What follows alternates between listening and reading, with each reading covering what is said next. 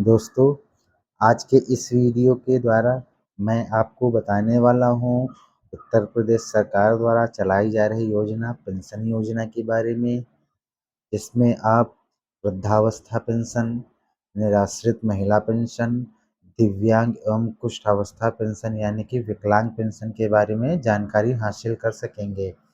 इस वीडियो के माध्यम से मैं आपको एकीकृत सामाजिक पेंशन पोर्टल की विस्तृत जानकारी प्रदान करूंगा। साथ ही इस वीडियो के माध्यम से मैं आपको निराश्रित महिला पेंशन अर्थात विडो यानी कि विधवा पेंशन ऑनलाइन कैसे भरते हैं, इसका पूरा step live step by step करके बताने वाला हूँ। इसलिए आप ये वीडियो अंत तक ज़रूर देखें ताकि बीच का कोई स्टेप कहीं आप भूल ना जाएं। बिना देर किए चलिए शुरू करते हैं। सबसे पहले आपको यूपी पेंशन की वेबसाइट अपने ब्राउज़र में ओपन कर लेनी है।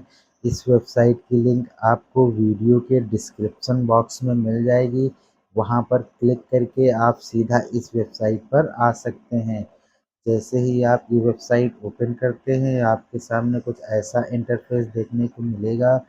यहाँ पर आप सारी पेंशन योजनाओं का आवेदन कर सकते हैं, जैसे कि वृद्धावस्था यानी कि 60 साल वृद्धावस्था पेंशन आप यहाँ से आवेदन कर सकते हैं, और निराश्रित महिला पेंशन जिसमें आप विडो विधवा और निराश्रित महिला पेंशन तीनों एक ही पेंशन के नाम है, इस योजना के तहत आप आवेदन कर सकते हैं।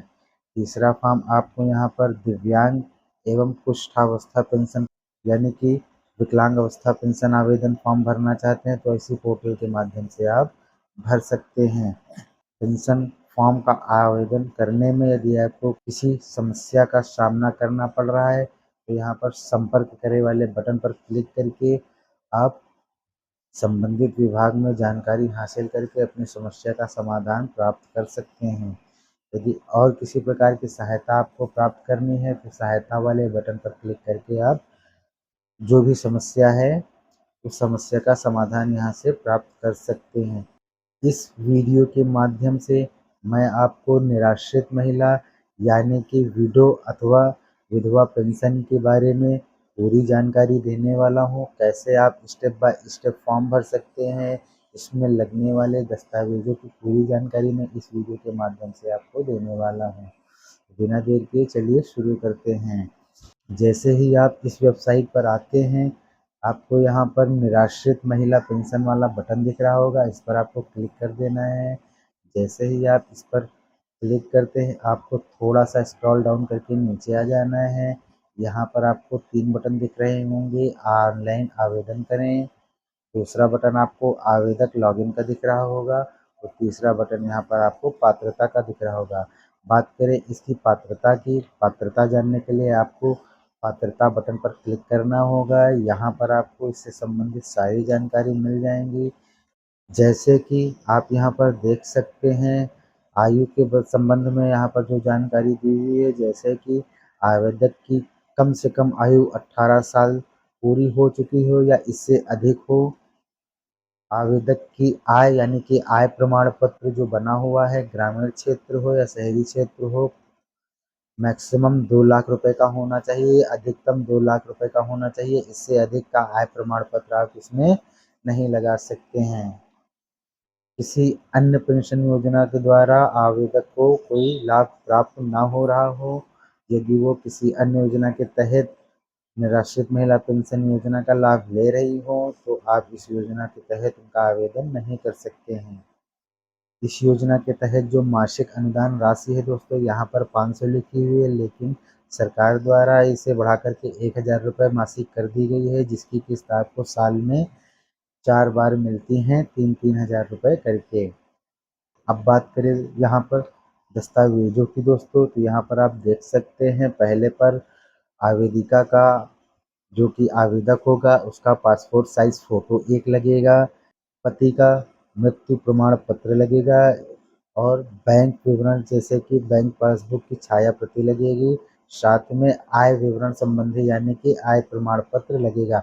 इसके साथ में यदि आप जाति प्रमाण पत्र या निवास प्रमाण पत्र लगाते हैं तो भी आप लगा सकते हैं। जो आवेदन फॉर्म भरने के वक्त आपको दस्तावेजों की यानी कि डॉक्यूमेंट की आवश्यकता होगी, उसकी लिस्ट आपको यहाँ पर दी हुई है। ये सारे दस्तावेज आपको ऑनलाइन आवेदन करने से पहले तैयार करवा कर रख लेने हैं, ताकि आवेदन ऑनलाइन भरने के वक्त आपको किसी अन्य समस्या का सामना ना करना पड़े। अब यदि आपके पास में आवेदक के सारे दस्तावेज कंप्लीट हैं, पूरे हैं, तो आपको उनका जो निराश्रित महिला पेंशन का है आवेदन ऑनलाइन कर देना है। ऑनलाइन आवेदन करने के लिए पेंशन पोर्टल पर आपको ऑनलाइन आवेदन करे का एक बटन दिख रहा होगा, इस पर आपको क्लिक कर देना है। जैसे ही आप उस बटन पर क्लिक करते हैं, आपके सामने पेंशन फॉर्म भरने के लिए एक नया फॉर्म ओपन होकर के आ जाएगा। यहाँ पर आपको जो जानकारी मांगी जा रही हो सारी जानकारी एक एक करके दे देनी है।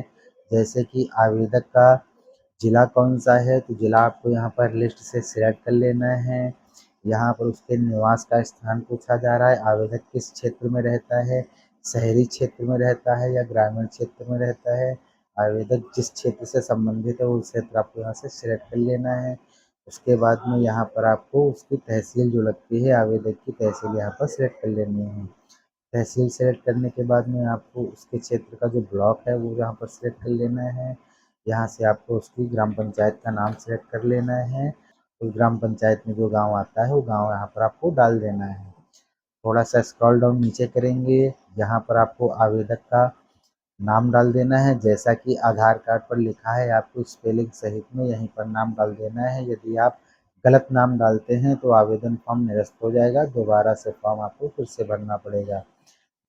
नाम डालने के बाद में दोस्तों यहाँ पर आपको जेंडर पहले ही सिलेक्ट मिलेगा। उसके बाद में यहाँ पर आपको आवेदक की जन्म तिथि डाल देनी है। जन्म तिथि भी आपको आवेदक के आधार कार्ड से मैच करके ही डालनी है। उसके बाद में आवेदक के पति का नाम यहाँ पर आपको डाल देना है।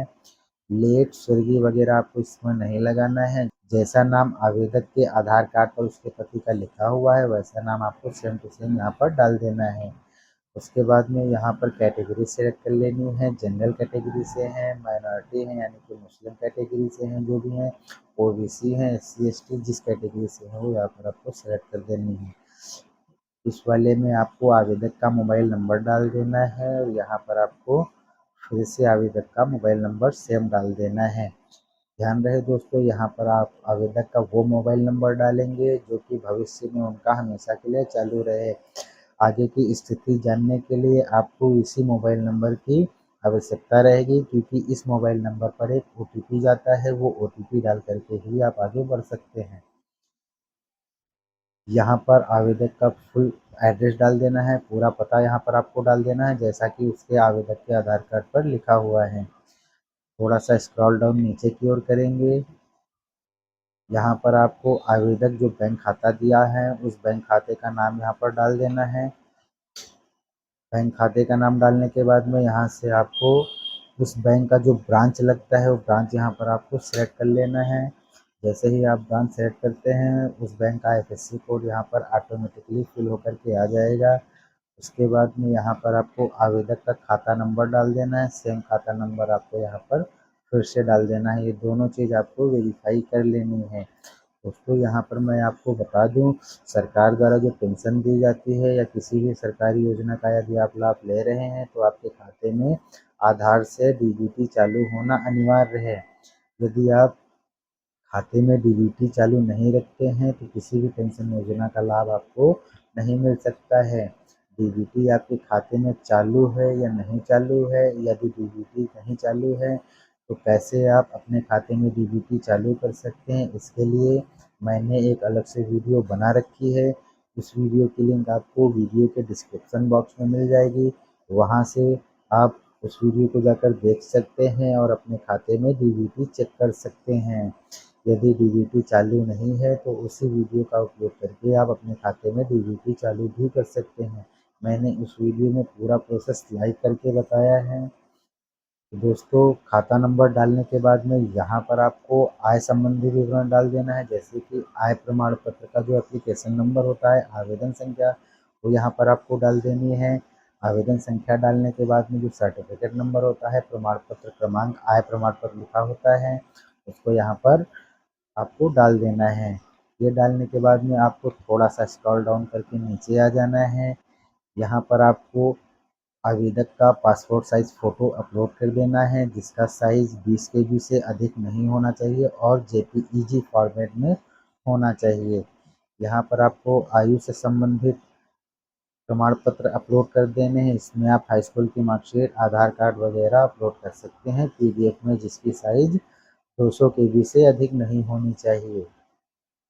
यहाँ पर आपको पति का मृत्यु प्रमाण पत्र अपलोड कर देना है, जिसका साइज़ 200 केबी में पीडीएफ फॉर्मेट में होना चाहिए। इसके अलावा कोई भी फॉर्मेट में आप यहाँ पर कोई फाइल अपलोड नहीं कर सकते हैं। और साइज़ का ज़रूर ध्यान दीजिए, जिसमें आप 200 केबी से अधिक की पीडीएफ फाइल यहाँ पर अपलोड नहीं कर सकते हैं। अब आपको थोड़ा सा स्क्रॉल डाउन करके नीचे आ जाना है। यहाँ पर आपसे पूछा जा रहा है जो जानकारी आपने दी है वो सही है और आप किसी भी योजना का लाभ केंद्र सरकार या राज्य सरकार द्वारा अन्य योजनाओं का लाभ नहीं ले रहे हैं। यदि ये सारी जानकारी सही है तो आपको यहाँ पर चेक बॉक्स पर टिक लगा देना है। चेक बॉक्स पर टिक लगाने के बाद में ये कैप्चा आपको यहाँ पर फिल कर देना है। फिल करने के बाद में यहाँ पर आपको सबमिट का बटन दिख रहा होगा, सबमिट कर देना है। जैसे ही आप सबमिट बटन पर क्लिक करते हैं, आपके सामने एक रजिस्ट्रेशन नंबर जनरेट होकर के आ जाएगा और एसएमएस के माध्यम से आपके आवेदक के मोबाइल पर भी वो पहुंच जाएगा। वो रजिस्ट्रेशन नंबर आपको कहीं डायरी पर लिख कर के रख लेना है। भविष्य में उसकी और जो मोबाइल नंबर आपने लगाया है उसकी, इन दोनों की आवश्यकता पड़ेगी। इन दोनों के साथ में ही आप इस पेंशन योजना का स्टेटस जानकारी प्राप्त कर सकते हैं। जैसे ही आप रजिस्ट्रेशन स्टेप पूरा कर लेते हैं और आपको रजिस्ट्रेशन नंबर मिल जाता है, आपको होम पेज पर वापस आ जाना है। यहाँ पर आपको आवेदक लॉगिन का एक बटन दिख रहा होगा, इस बटन पर आपको क्लिक कर देना है। बटन पर क्लिक करने के बाद में यहाँ पर आपसे आवेदक की कैटेगरी पूछी जाएगी। यहाँ पर जिस पेंशन का आवेदन आपने किया है, जैसे कि निराश्रित महिला पेंशन का आवेदन किया है यानी कि वीडो पेंशन में आवेदन किया है, तो यहाँ पर आपको वीडो पेंशन वाला एक ऑप्शन दिख रहा होगा, इस पर आपको क्लिक कर देना है, इसको सिलेक्ट कर लेना है। यहाँ पर आपको आवेदन करने के बाद में जो रजिस्ट्रेशन नंबर मिला था वो रजिस्ट्रेशन नंबर यहाँ पर डाल देना है और यहाँ पर उस आवेदन में जो आपने मोबाइल नंबर दिया था वो मोबाइल नंबर यहाँ पर डाल देना है। मोबाइल नंबर डालने के बाद में यहाँ पर सेंड ओटीपी वाले बटन पर क्लिक कर देना है। अब आपके रजिस्टर्ड मोबाइल पर ओटीपी जाएगा, वो ओटीपी आपको यहाँ पर फिल कर देना है। फिल करने के बाद में यहाँ पर आपको कैप्चा फिल कर देना है, फिर यहाँ से लॉगिन बटन पर क्लिक कर देना है।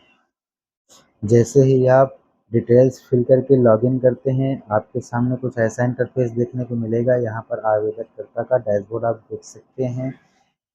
यहाँ पर आपको ये आवेदन के स्टेप सारे दिखाई दे रहे होंगे, जिसमें मैंने तीनों स्टेप कंप्लीट कर लिए हैं, तो यहाँ पर ग्रीन में टिक करके दिखाई दे रहा है। आपके द्वारा जो फॉर्म फिल किया जाएगा वहाँ पर आपको जो स्टेप फिल करके कंप्लीट कर लेते हैं उसके सामने ही ग्रीन टिक होगा, आगे के स्टेप में रेड कलर में क्रॉस का साइन दिख रहा होगा।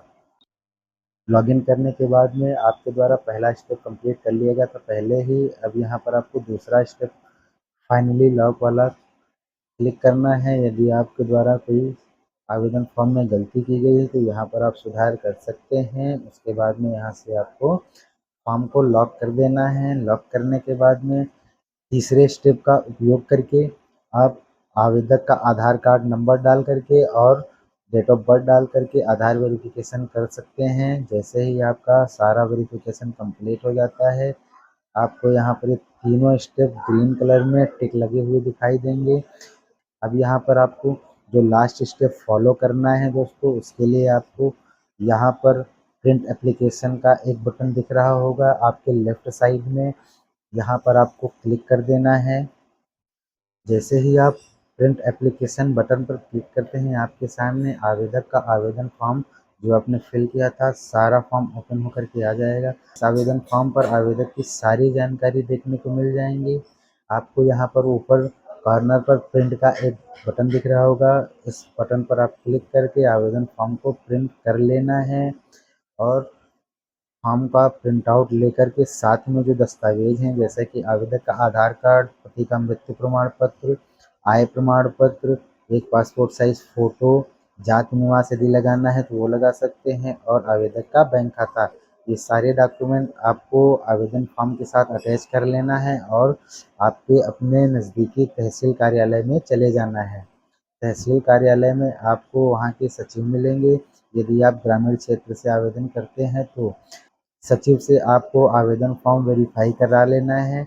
आवेदन फॉर्म वेरीफाई कराने के बाद में उसी तहसील में आपको समाज कल्याण या महिला कल्याण विभाग का कोई व्यक्ति कर्मचारी मिलेगा। आपको उस फॉर्म की कॉपी आपको वहाँ पर सबमिट कर देनी है और रिसीविंग ले लेनी है। आवेदन फॉर्म जमा करने के बाद में दोस्तों विभाग द्वारा जो वेरिफिकेशन यानी कि सत्यापन होता है वो सत्यापन किया जाएगा। आपके द्वारा जो जानकारी दी गई है यदि वो सही है तब सरकार द्वारा या विभाग द्वारा जो भी पेंशन राशि है आपने जो खाता दिया था डीबीटी के माध्यम से उस खाते में भेज दी जाएंगी। देखा दोस्तों कितनी आसानी से हमने इस वीडियो में सीखा कैसे घर बैठे निराश्रित महिला पेंशन अथवा विधवा अर्थात विडो पेंशन का आवेदन कर सकते हैं और उसकी पात्रता के बारे में जानकारी भी हासिल कर सकते हैं। इस पोर्टल के माध्यम से सरकार द्वारा प्रदान की जा रही अन्य योजनाओं की जानकारी भी हमने हासिल की। ऐसी ही और जानकारी के लिए इस वीडियो को लाइक करें, दोस्तों के साथ शेयर करें, चैनल को सब्सक्राइब करें। मिलते हैं अगले वीडियो में, तब तक के लिए जय हिंद।